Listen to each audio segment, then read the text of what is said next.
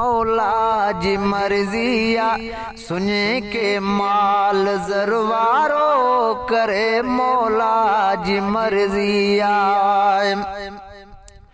दुनिया में जंहिंखे सोभारो दुनिया में जंहिंखे सोभारो करे मौला जी मर्जी आ सुने के माल ज़रवारो करे मौला जी मर्जी आ।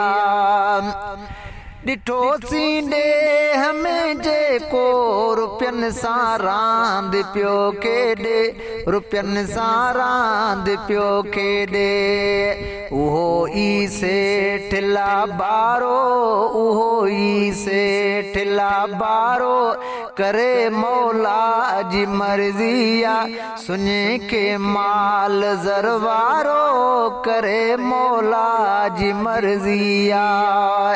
दुनिया में जंहिंखे सोभारो दुनिया में जंहिंखे सोभारो करे मौला जी मर्जी आ सुने के माल ज़रवारो करे मौला जी मर्जी आ।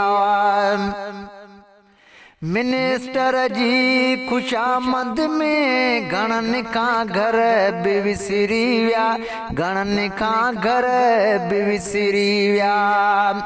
मिनिस्टर जी खुशामद में घणनि खां घर बि विसरी विया घणनि खां घर बि विसरी विया।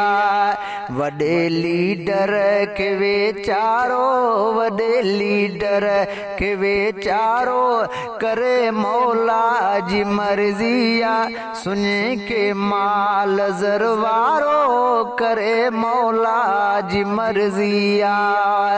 दुनिया में जंहिंखे सोभारो दुनिया में जंहिंखे सोभारो करे मौला जी मर्जी आ सुने के माल ज़रवारो करे मौला जी मर्जी आ।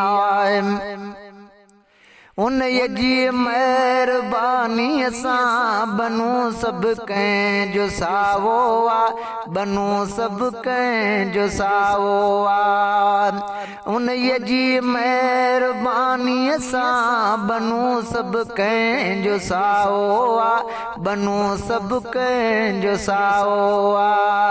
ज़मीनुनि में कलर कारो ज़मीनुनि में कलर कारो करे मौला जी मर्जी आ सुने के माल ज़रवारो करे मौला जी मर्जी आ।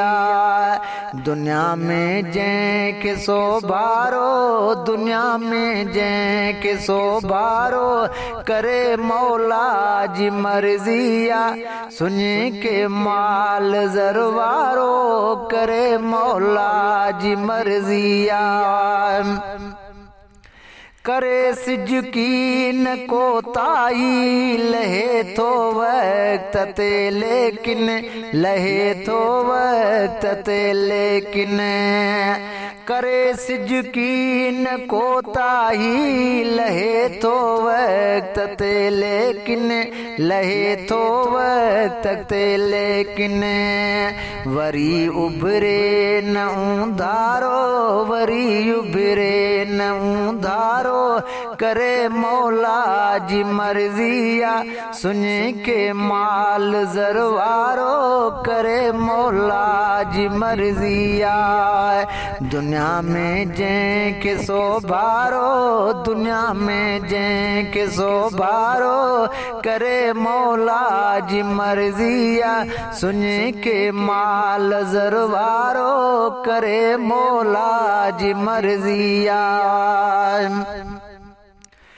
गुलनि जो रस कड़ो भी आ ठहे थी कीअं मिठी माखी ठहे मिठी माखी मिठो जेकी न मानारो मिठो जेकी न मानारो करे मौला जी मर्जिया सुञे के माल ज़रवारो करे मौला जी मर्जिया दुनिया में जंहिंखे सोभारो दुनिया में जंहिंखे सोभारो करे मौला जी मर्जिया सुञे के माल ज़रवारो करे मौला जी मर्जिया